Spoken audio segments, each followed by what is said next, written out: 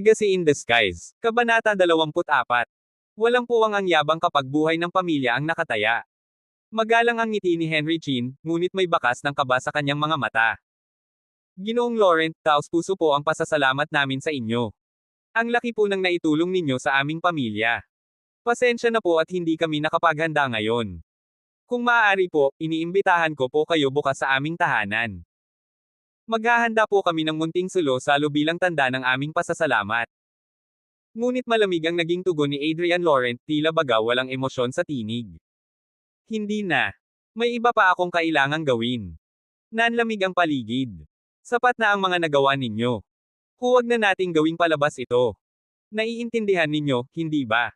Napalunok si Henry. Para siyang binuhusan ng malamig na tubig. Agad siyang tumango, paulit-ulit, parang ulol sa takot.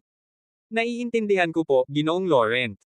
Buksan po palagi ang aming tahanan para sa inyo, kahit kailan po.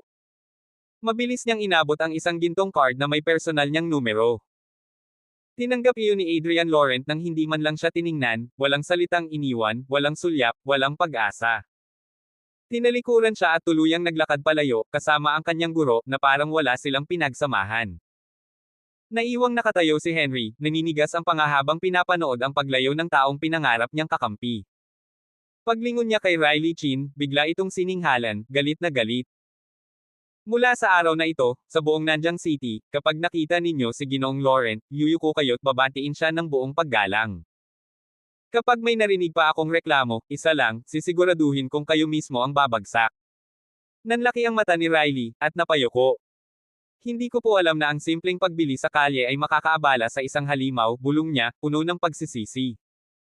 Tahimik si Lyra Chin habang pinagmamasdan si Adrian Laurent. Sa ilalim ng mga matang nagpapanggap na kalmado, naglalaban ang paghanga at puot. Hindi niya malimutan kung paanong walang pakundangan siyang sinipa nito, siya, na anak ng mayamang angkan. Para sa isang babaeng kinalokan ng respeto at paghanga, iyon ay kahihiyan na hindi matatakpan kahit ng gintong palamuti. Napabuntong hininga si Henry Chin. Nilapitan niya si Lyra at hinaplos ang balikat nito. Anak, huwag na huwag mong lalabanan si Ginoong Laurent. Hindi mo alam kung anong klaseng apoy ang kayang ibuga ng taong yan. Nakabitin sa kanya ang kinabukasan ng pamilya natin. Tahimik si Lyra, ngunit dama ang paglalaban sa kanyang loob. Talaga bang siya lang ang pag-asa natin? Mahina ngunit puno ng alinlangan ang tanong ni Riley. Isang iglap lang, sing bilis ng kidlat, lumipad ang tingin ni Henry sa kanya at galit na sumigaw. Isa pang salitang ganyan, at babaliin ko ang mga buto mo habang buhay ka pang sumisigaw sa sakit. Nipaurong si Riley, napayuko sa kahihiyan. Walang naisagot. Naiintindihan ko po, Papa, sabi ni Lyra, ngunit kahit sa kanyang tinig, dama ang matinding pagkalito at pangangati, hindi lamang sa balat kundi pati sa konsensya.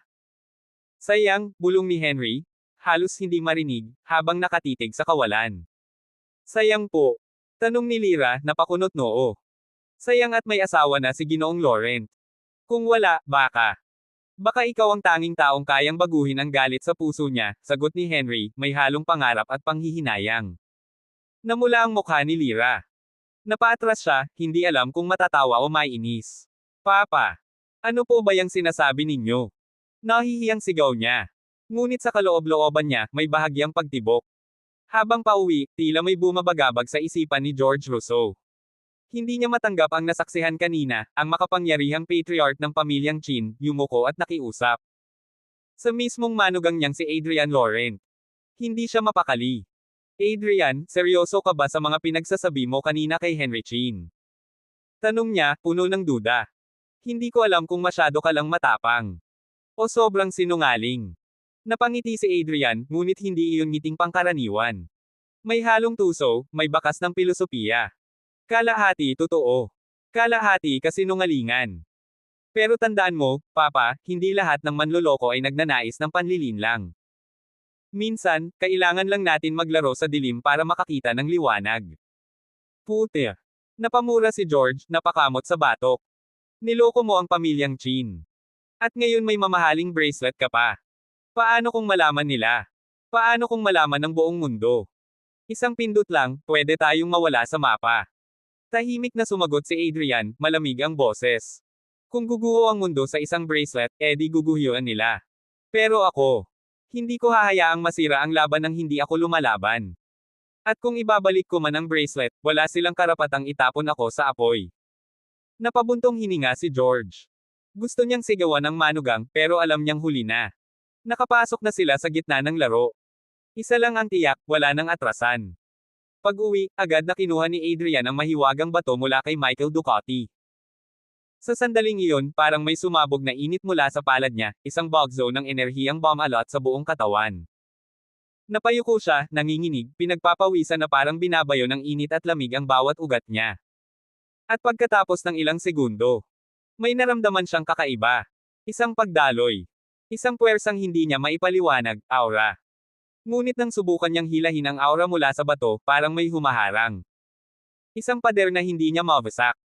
Napamura siya sa sarili, sabay isinilid muli ang bato sa bulsa. Hindi pa oras. Naligo siya para maibsan ang init sa katawan. Ngunit kahit ang malamig na tubig ay tila hindi sapat para patahimikin ang bumabagabag sa kanyang isipan. Alas 5 na nang matapos siya. Sa mismong oras na yon, tumawag si Elise Rousseau. May meeting pa ako sa Alter Group, ani Elise. Hindi ko pa magamit ang bagong sasakyan na binili mo. Pwede mo ba akong sunduin gamit yung isa pa? Sige. Pupunta na ako. Pagkababa ng tawag, kinuha niya ang susi at agad bumiyahe. Sa gitna ng traffic, nag-reply siya kay Elise sa WeChat. Adrian, nasa meeting pa rin ako. Hintayin mo na lang ako sa baba. Salamat. Sige, hihintayin kita. Habang nakapark sa tapat ng Alter Group, biglang nagring ang telepono niya. Si Danica Dubois. Mr. Lauren. Kayo na po ba yan sa labas? Napakunot noo si Adrian. Paano mo nalaman? Nakikita ko po ang sasakyan ninyo mula rito sa opisina ko. May kailangan ka ba? Sa totoo lang. Oo. Nasa meeting pa ang asawa ninyo. Baka matagalan pa siya. Kung maaari po sana, gusto kong i-report sa inyo ang ilang sensitibong nangyari nitong mga nakaraang araw. Confidential po. Tumahimik si Adrian sandali, saka sumagot. Sige. Aakyat ako. Sa opisina ninyo na lang po tayo magkita, aniya. Pag-akyat ni Adrian, sakto namang may bumukas na pinto sa likuran ng elevator. Isang pamilyar na figure ang bumungad. Si Miss Celine Fontaine. Palabas sana siya ng banyo, pero napatigil nang makita ang likod ng lalaking kakalabas lang ng elevator. Tumigil ang kanyang paghinga.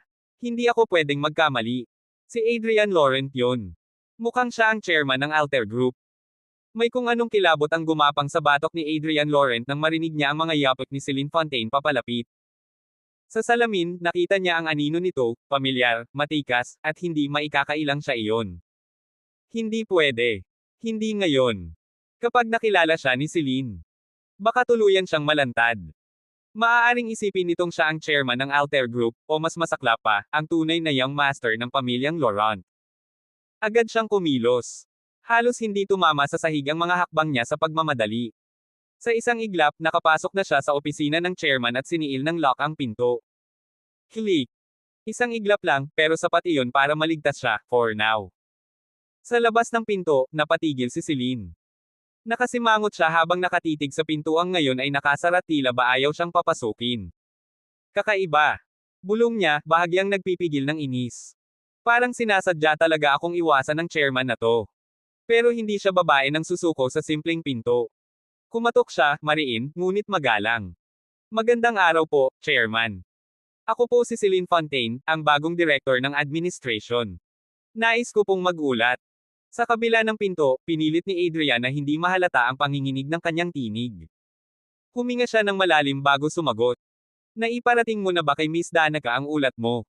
Malamig na tanong niya. Bawal ang direktang pag-uulat sa akin. Dapat alam mo yan. Napalunok si Celine. Hindi niya inaasahang ganito kataray ang chairman. Pasensya na po, chairman. Nakalimutan ko lang, mahinahon niyang sagot, bagamat may tensyon sa kanyang tinig. Sa isip niya, ang sanggit naman ng chairman na to. Parang ayaw talaga akong makita. Bakit? Wala siyang nagawa kundi humakbang palayo, bahagyang nakayuko, pilit ikinukubli ang pagkabigo. Sa loob ng opisina, mahigpit ang pagkakahawak ni Adrian sa upuan. Halos marinig niya ang tibok ng sariling dibdib. Muntik na. Muntik na akong mabunyag. Kailangan niyang mas maging maingat. Sa lakas ng loob ni Celine, hindi ito titigil hanggat hindi niya nakikita ang chairman ng harapan. At mas delikado pa, magkalapit lang ang opisina nila sa iisang palapag. Makalipas ang ilang sandali, dumating si Miss Danica upang magulat. Danica, kailangan kita, agad na sabi ni Adrian, seryoso ang tono. Ano po iyon, Chairman? Ilipat mo si Celine Fontaine sa ibang posisyon. Anong role ba ang bihirang bumisita sa opisina? Nag-isip si Danica. Sales. O business development, sir. Palagi silang nasa labas para sa client meetings. Perfect, sagot ni Adrian, malamig pero matatag. Simula bukas, siya na ang sales director. Walang problema, Chairman. Ako na ang bahala, ani Danica. Nagpatuloy sila sa talakayan hinggil sa proyekto ng kumpanya. Sinimulan na ang konstruksyon ng kauna-unahang 6-star hotel sa paanan ng Tuweten Mountain, isang makasaysayang milestone para sa Nanjing City. Target itong matapos sa loob ng 2 taon, at magbubukas sa publiko sa loob ng 2.5 taon. Kung magaling ang asawa ko at may sapat na panahon, bigyan mo siya ng mas marami pang trabaho, bigkas ni Adrian, bahagyang napatingin sa bintana, tila may iniisip na malalim. Opo, sir. Nang paalis na si Adrian, mamulong siya, tawagin mo si Celine Fontaine sa opisina mo. Aalis na ako. Sumunod agad si Danica, tinawagan si Celine, na sa mga sandaling iyon, hindi pa alam na ang tadhana ay muling gagalaw. Walang inaksayang oras si Celine Fontaine. Kaagad siyang nagtungo sa opisina ni Danica Dubois matapos makatanggap ng mensahe, may mahalaga raw itong sasabihin. Sa ibaba ng gusali, pababa si Adrian Laurent mula sa elevator nang mapansin niya si Elise Russo na halos hindi na makatayo sa sobrang pagod. Halatang lantang-lante ito. Ang daming trabaho ngayon. Bulong ni Elise habang pinupunasan ng pawis sa noo. Sobrang pagod na ako. Parang hindi na ako makahinga. Napatingin si Adrian sa kanya. Gusto mo bang tulungan kita? Hatiin natin ang trabaho mo. Ngunit sa halip na matuwa, tumitig si Elise sa kanya, matigas ang tinig. Hindi pwede. Bakit? Hindi mo na yata kinakaya. Nagpakatatag si Elise kahit ramdam niyang nanginginig ang tuhod niya sa pagod. Kailangan kong magsikap. Hindi ako pwedeng mapag-iwanan. Baka maaga pa ni Hugo ang posisyon ko. Pagkasambit niya ng pangalan ni Hugo, tila may apoy na sumiklab sa kanyang dibdib. Ilang ulit na ba siyang pinahiya nito sa harap ng iba? Ilang ulit na ba siyang binara, binasag, at pinagdudahan? Galit, inis, takot. Lahat ng iyon ay sumisiksik sa dibdib niya, pilit niyang nilulunok habang pinapakita sa lahat na kaya niya. Sa loob ng kotse, tahimik ang biyahe. Pumikit si Elise habang nakasandal, pilit pinapakalma ang damdamin. Sa tabi niya, si Adrian ay seryosong nagmamaneho, ngunit hindi rin mapakali. Alam niyang may pinagdadaanan si Elise, at tila hindi lang ito tungkol sa trabaho. Samantala, sa loob ng opisina, diretsahang sinabi ni Danica kay Celine ang layunin ng pagpatawag. Celine, may pagbabago. At gusto kong ikaw ang manguna. Napakunot noo si Celine. Ililipat niyo po ako sa sales. Tumango si Danica, seryoso ang tinig. Celine, napakatalino mo. Business Administration and Marketing ang background mo. Sayang kung sa administration ka lang. Sa sales, mas makikilala ka. Mas makakaangat ka. At mas mapapansin ka ng chairman. Napalunok si Celine. Sales. Mas malaki ang risk. Pero mas malaki rin ang reward. Kung totoo ngang mapapansin siya ng chairman, baka ito na ang simula ng tunay niyang pag-angat. Hindi na siya nagatubili pa. Lumabas siyang may determinasyon sa mata, agad tinawagan ang tanging kaibigang matatakbuhan. Elise. Sales director na ako. Halos sigaw niyang sabi, hindi maitago ang excitement. Talaga. Gulat at tuwang-tuwa si Elise. Ang galing mo. Deserve mo yan, Celine. Celebrate tayo mamaya. Isama mo si Adrian. Saglit na natahimik si Elise bago sumagot. Celine. Sorry, pero pagod na pagod talaga ako. Hindi ko na kaya ngayong gabi. Bukas na lang. Kahit pilit na ngumiti, ramdam ni Celine ang kurot sa dibdib. Okay lang. Magpahinga ka muna. Bukas, sabay tayong mag-celebrate. Pagkababa ng tawag, naupo siya sa isang sulok ng hallway. Tila nawala ang kilig sa kanyang tagumpay. Sa isang lungsod na malayo sa pamilya, isa lang ang kaibigan niyang masasandalan, at kahit ito, hindi niya makasama sa sandaling pinakatinitingala niya.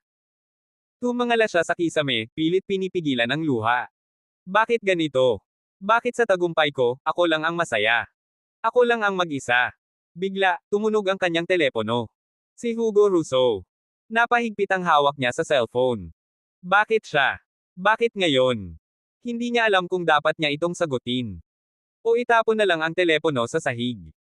Nakita ni Celine Fontaine ang pangalan ni Hugo Russo sa screen ng kanyang cellphone. Kumuyam ang palad niya. Ilang segundo siyang natigilan, ngunit sa huli, mariin niyang pinindot ang decline. Wala siyang intensyong sagutin ang tawag. Alam niya kung anong klaseng tao si Hugo, maangin, mapagpanggap, at laging may sariling agenda. Ayaw niyang maipit sa kahit anong pakulo nito. Ngunit hindi sumusuko si Hugo. Sunod-sunod ang pagtawag.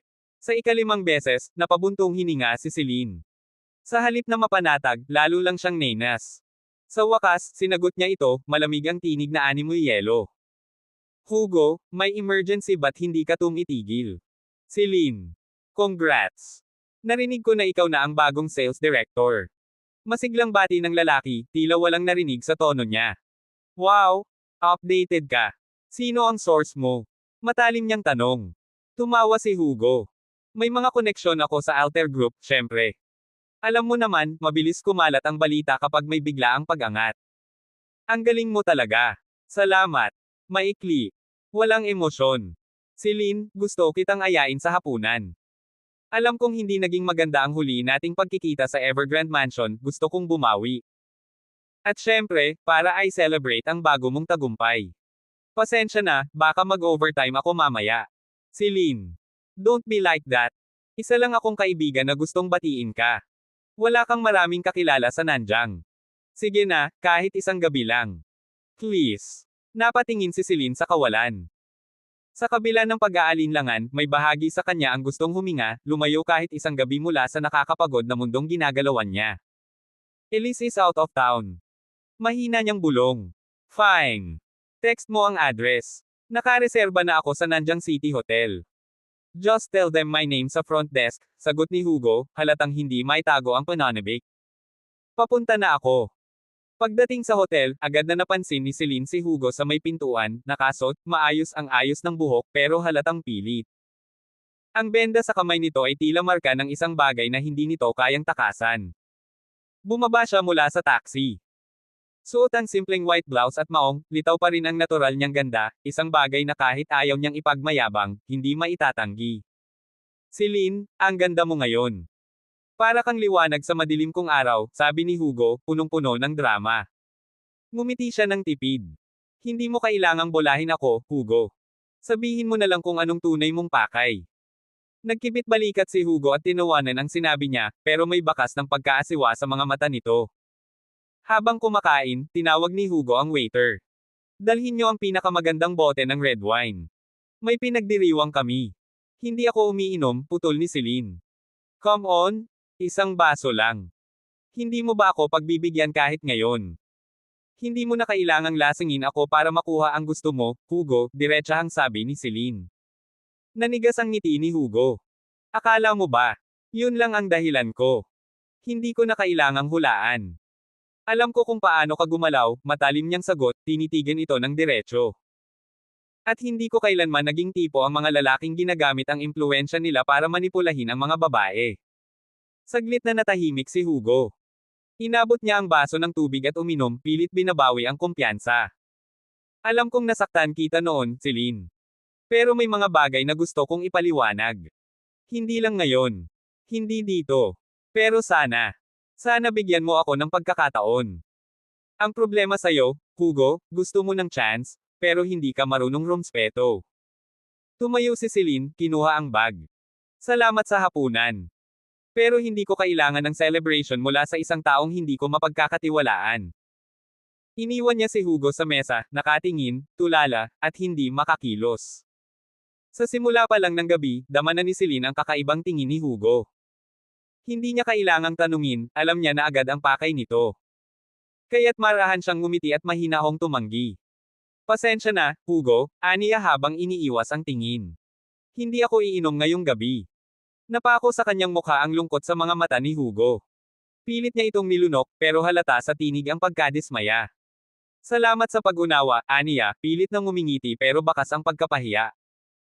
Hindi pa man sila nakakaalis, napansin ni Celine ang isang pares ng matang matagal nang nakatitig sa kanya mula sa kabilang mesa.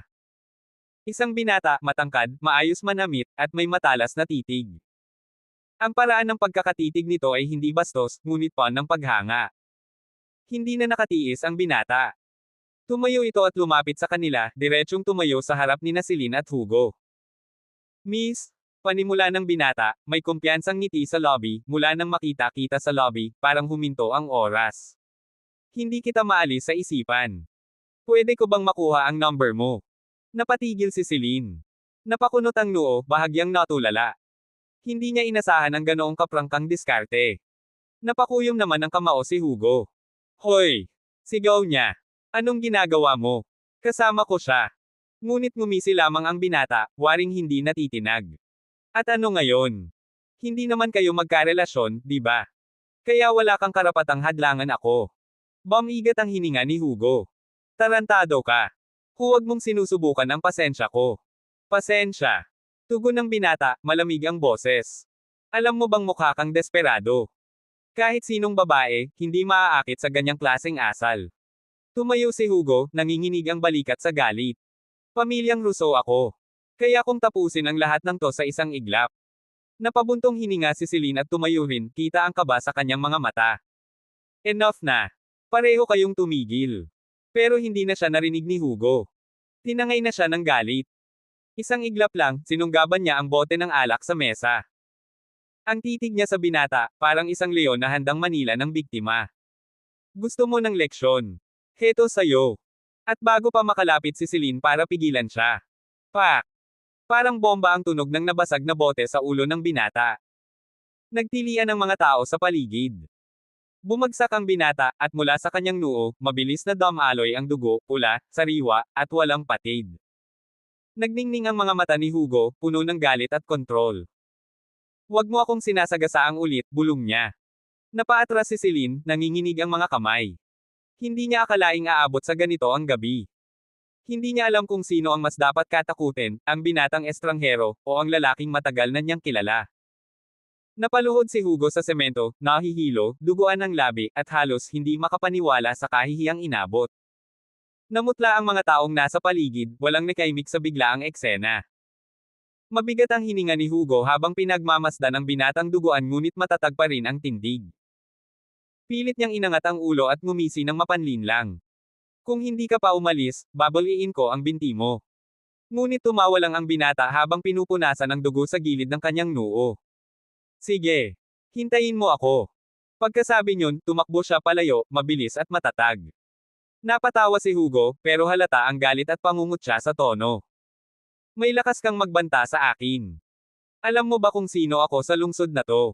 Ako si Hugo Rousseau. Bumaling siya kay Celine. Huwag mong sayangin ang oras mo sa mga basura. Tara, kain na tayo.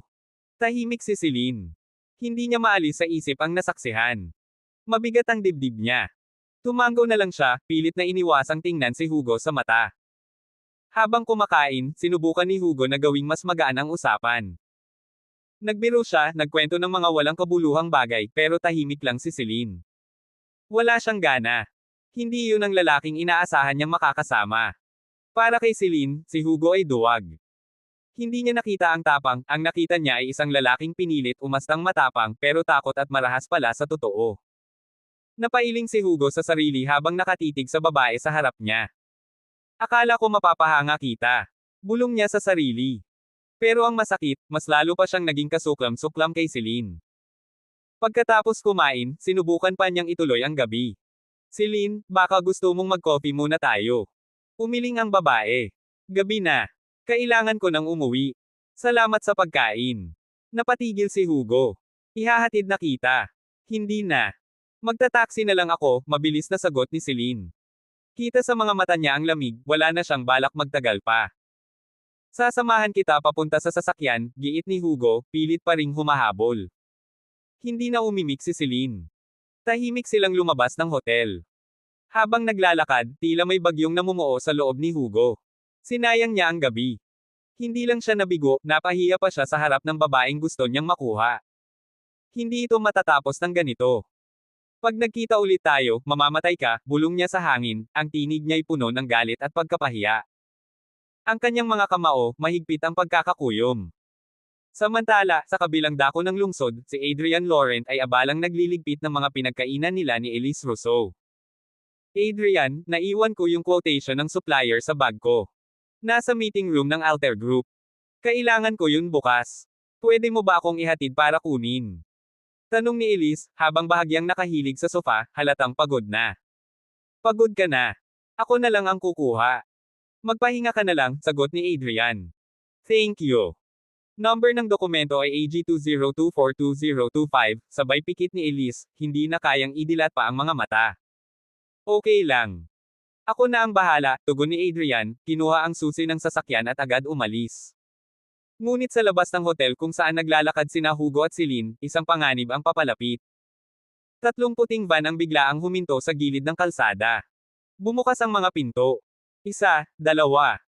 Halos 12 lalaki ang bumaba, mga nakamaskara, may dalang tubo, kahoy, at kung ano-anong bakal. Anong? Yuzel ni Hugo, napaatras sa gulat. Delikado to. Nanlaki ang mata ni Celine, napatingin sa paligid. Sino sila? Yan ang hayop. Sigaw ng isang boses, pamilyar at puno ng galit. Lumingon si Hugo at napatigil sa takot. Ang binatang pinahiya niya kanina. Naroon. Kasama ang mga tauhan niya, at galit na galit. Wala kayong karapatang galawin ako. Ako ang young master ng pamilyang Rousseau. Sigaw ni Hugo, desperadong ikinukubli ang takot sa tinig. Ngunit walang nakinig. Isang lalaking may matipunong katawan ang ngumisi at walang habas na hinampas si Hugo ng bakal na tubo. Arj! Bumagsak si Hugo sa lupa. Nagsigawan ng mga tao sa paligid. Si Celine, nanlaki ang mata, hindi makagalaw sa kinatatayuan niya. At sa gabing iyon, isang marahas na kabanata ang nabuksan sa buhay ng pamilya Rousseau. Takot na takot si Hugo. Nanginginig ang mga kamay niya habang tinulak si Celine palayo, parang wala itong halaga. Agad siyang tumakbo, halos madapa sa pagmamadali, papunta sa kanyang sasakyan. Nang makasakay, pinaharurot niya ito ng walang lingon-lingon, iniwan si Celine sa kamay ng kapalaran. Hayop ka, Hugo! Sigaw ni Celine habang nakatingin sa palayong sasakyan. Nanlilisik ang mga mata niya, nanginginig sa galit at takot.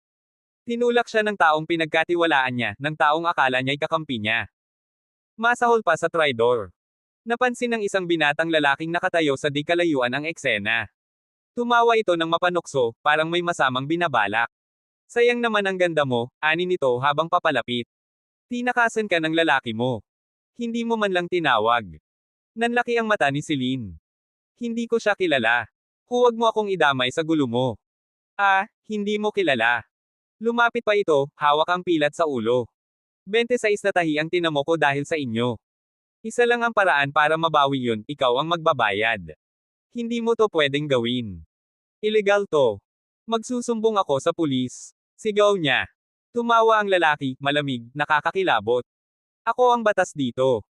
At kapag nakuha na kita, saka mo lang maiintindihan kung ano talaga ang ibig sabihin ng ilegal.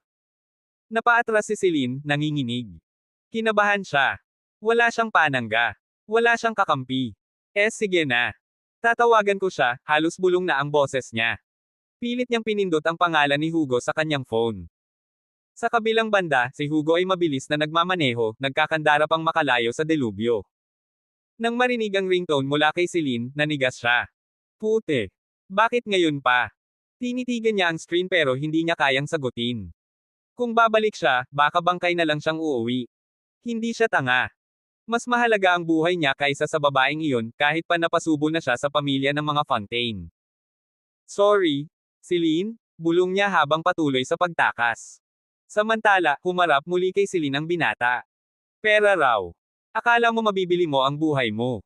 Hindi ko kailangan yan. Anong gusto mo? Nanginginig ang boses niya. Tumawa ito. Simple lang. Ikaw. Dahil sa sobrang takot, sinipa ni Celine ang lalaki sa pagitan ng mga hita.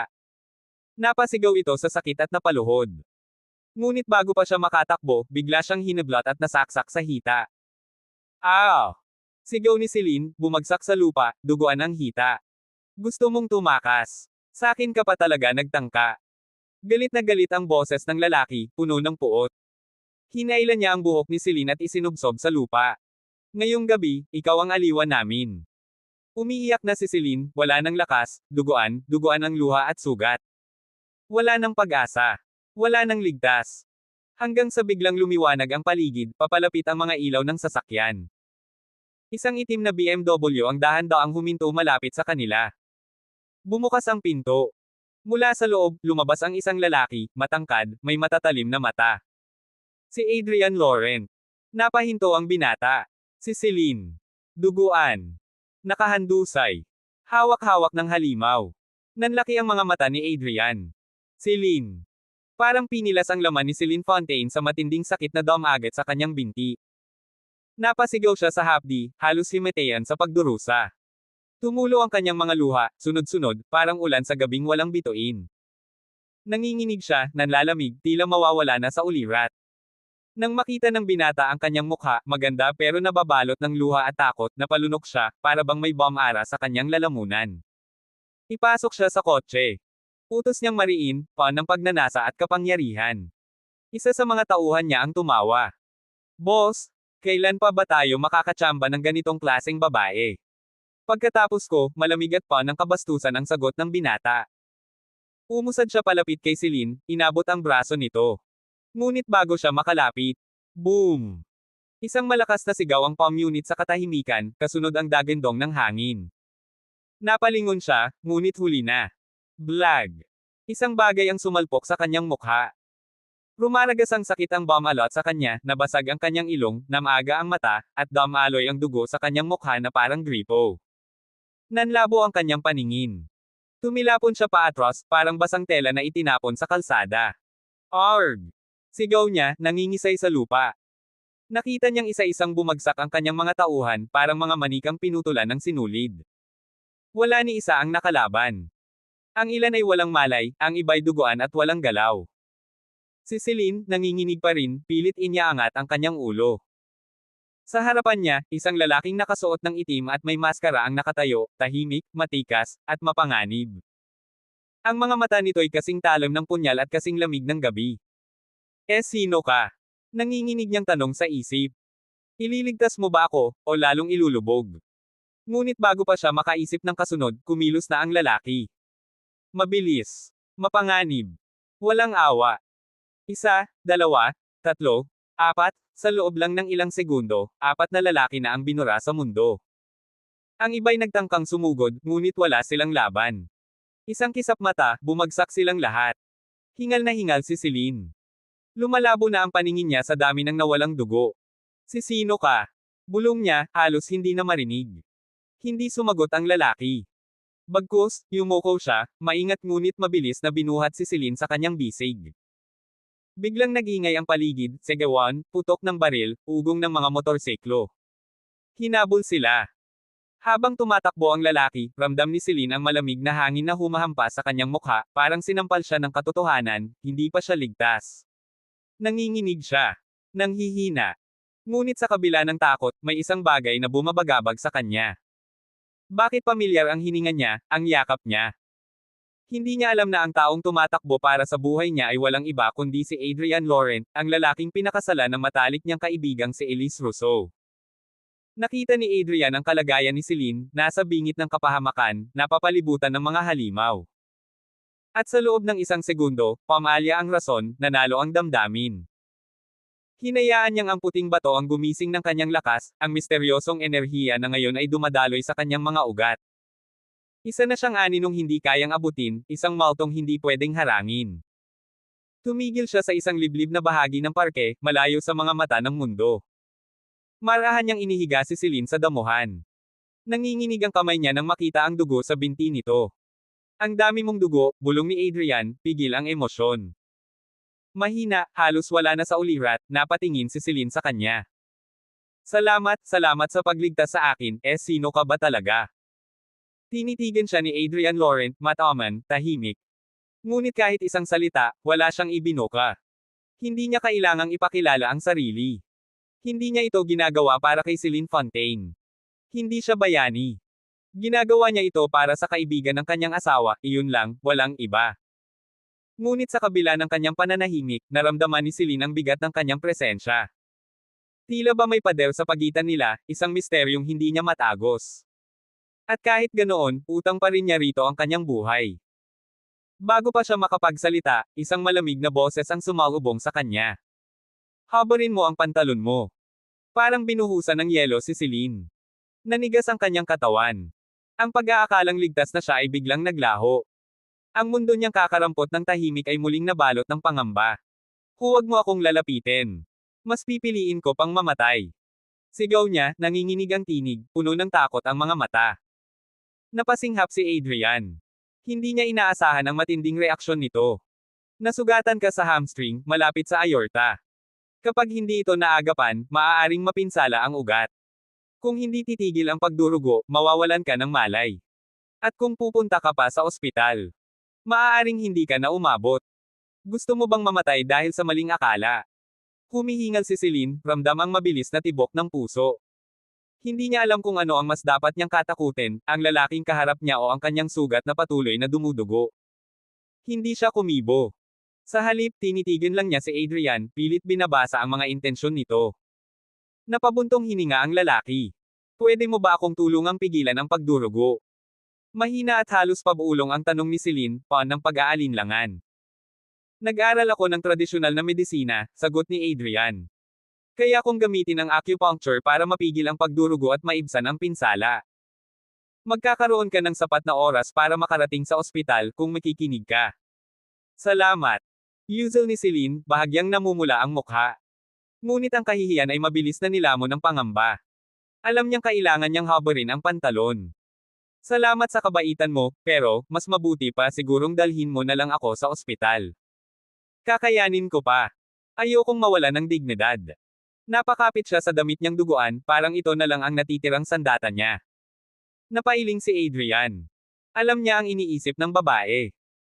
Hindi pa malubha ang sugat dahil sa espiritual na enerhiyang nauna niyang naipasa rito, pero iyon ay pansamantala lang. Hindi siya sumagot. Akala ni Celine, wala na talagang dapat ipag-alala. Kaya't pilit niyang inangat ang sarili.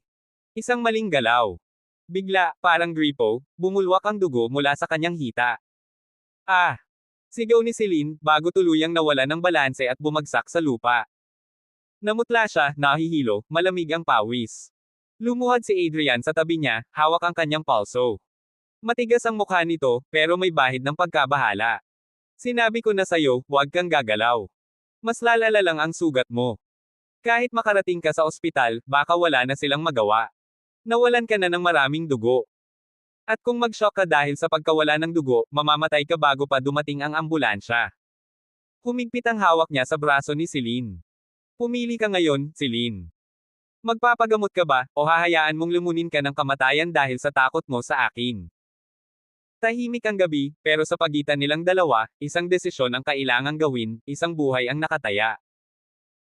Abangan ang mga susunod pang kabanata ng Legacy in the Skies.